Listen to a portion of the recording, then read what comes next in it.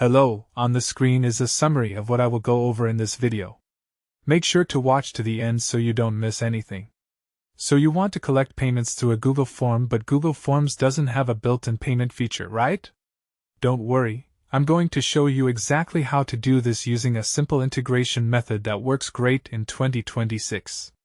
Step 1. First, create your Google Form like you normally would.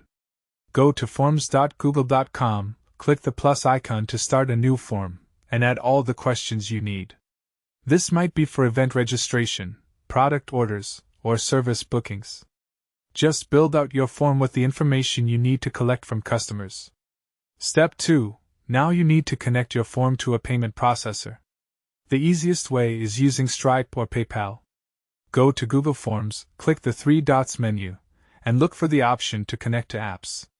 You can use third-party tools like Zapier or FormStack to bridge Google Forms with your payment processor.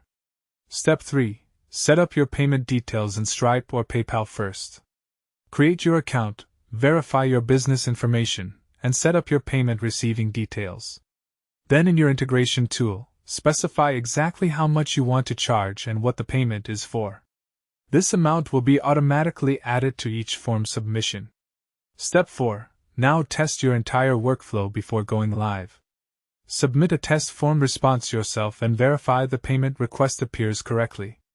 Check that the payment goes through smoothly and that you receive a confirmation both in your payment processor and in your Google Forms responses.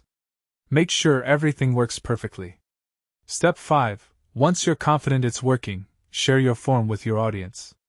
You can embed it on your website, share the link via email, or post it on social media.